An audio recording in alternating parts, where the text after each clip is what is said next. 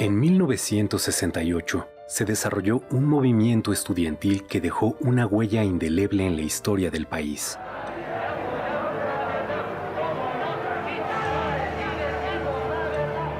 Lo que comenzó como una protesta juvenil contra los abusos de la policía capitalina se convirtió en la rebelión de una generación contra el autoritarismo del régimen. Decenas de miles de jóvenes estudiantes se manifestaron pacíficamente en defensa de las libertades civiles y la democracia. Al justo reclamo se sumaron maestros y sectores populares. El gobierno de Gustavo Díaz Ordaz vio en el desafío estudiantil una conjura comunista y ordenó la represión que culminó con la matanza del 2 de octubre de 1968 en Tlatelolco.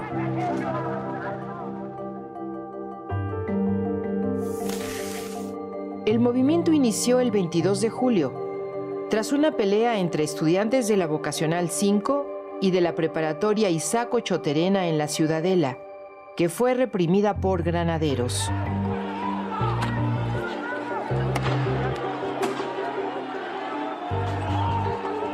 El 26 de julio, dos manifestaciones en el centro de la Ciudad de México, una de protesta contra la represión y otra conmemorando la Revolución Cubana, también fueron reprimidas por la policía. Ante la respuesta autoritaria, la protesta estudiantil se extendió. Escuelas de la UNAM y del Politécnico se declararon en paro. Después lo harían escuelas privadas y universidades de varios estados.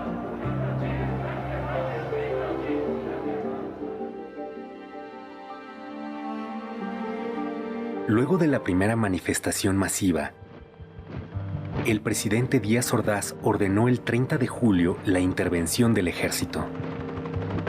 De un bazucazo, soldados destruyeron la puerta histórica de la Preparatoria 1 y tomaron violentamente el edificio, deteniendo a decenas de estudiantes y maestros.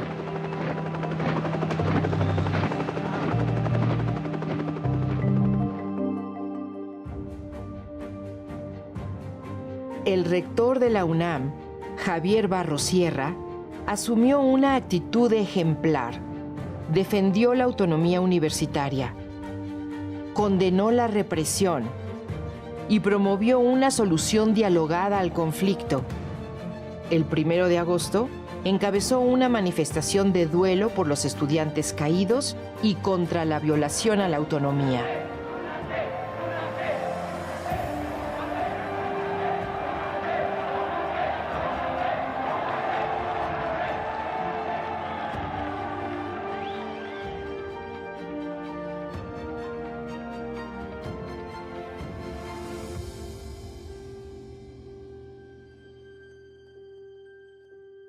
En los primeros días de agosto, los estudiantes formaron el Consejo Nacional de Huelga, con representantes de escuelas de la UNAM y el IPN. El CNH dio a conocer el pliego petitorio del movimiento.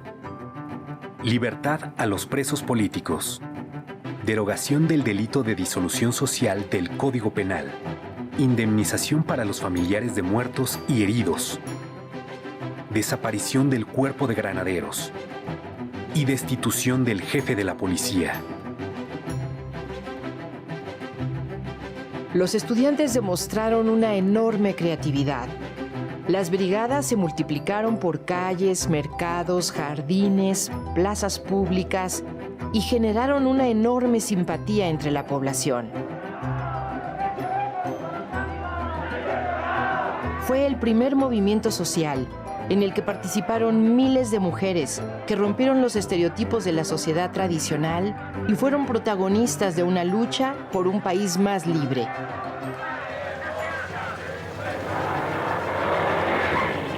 El movimiento creció. A la manifestación del 13 de agosto asistieron más de 150,000 personas. Los estudiantes demandaron diálogo público. El gobierno aceptó, pero nunca cumplió.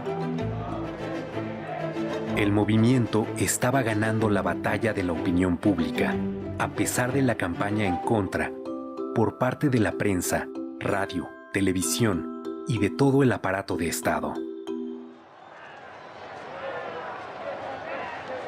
El 27 de agosto, más de 500,000 personas marcharon al Zócalo.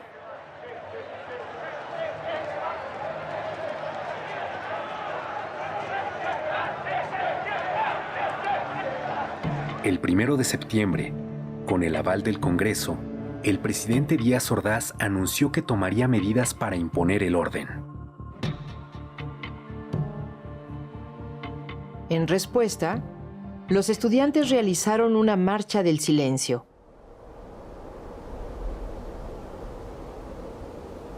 El 13 de septiembre, más de 250,000 personas marcharon bajo un silencio imponente. Ejemplar.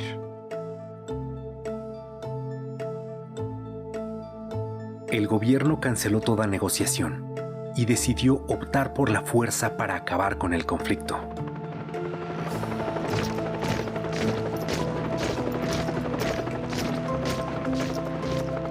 El 18 de septiembre, el ejército ocupó la ciudad universitaria. 500 estudiantes fueron detenidos.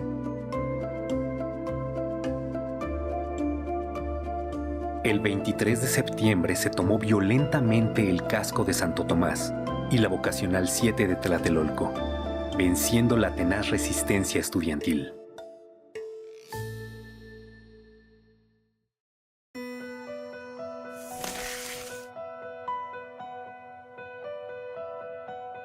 A 10 días de la inauguración de las Olimpiadas en México, el 2 de octubre, miles de personas asistieron a un mitin pacífico en la Plaza de las Tres Culturas en Tlatelolco. Por la mañana, representantes estudiantiles se reunieron con una comisión del gobierno. Se esperaba el inicio de una solución negociada.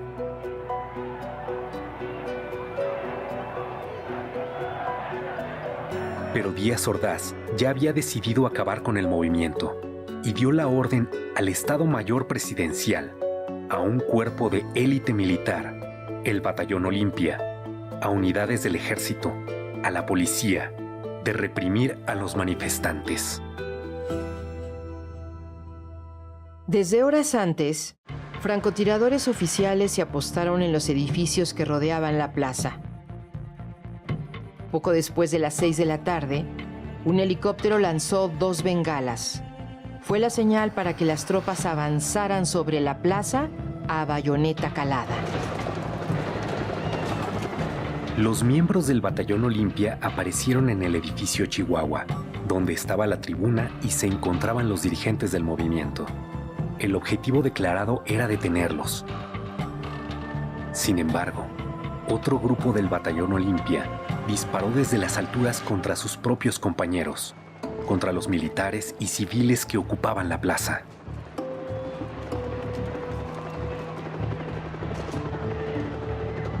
En el fuego cruzado, comenzaron a caer los manifestantes muertos o heridos, y la multitud corrió para escapar de la trampa.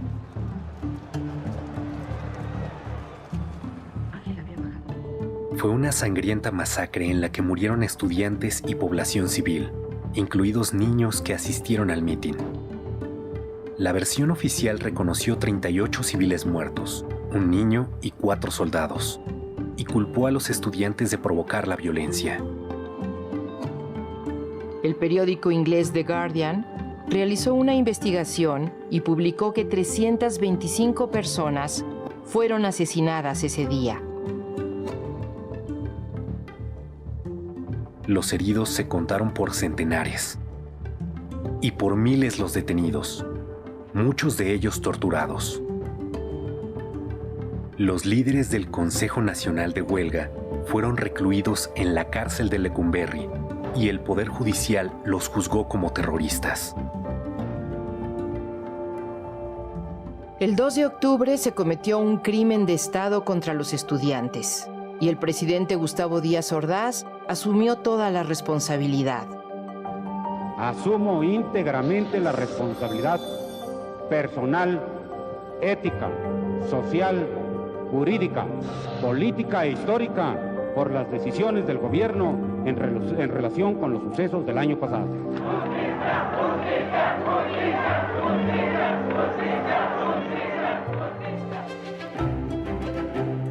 1968 fue un parteaguas en la historia de México y punto de partida de nuevos movimientos sindicales, magisteriales, campesinos, urbanos, por los derechos humanos y la democracia. El movimiento de 1968 es un triunfo de la memoria colectiva contra el intento institucional de imponer el miedo, el silencio y el olvido.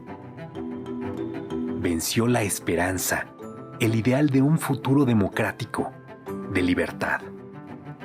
Por todo ello, el movimiento estudiantil de 1968 y el 2 de octubre no se olvidan.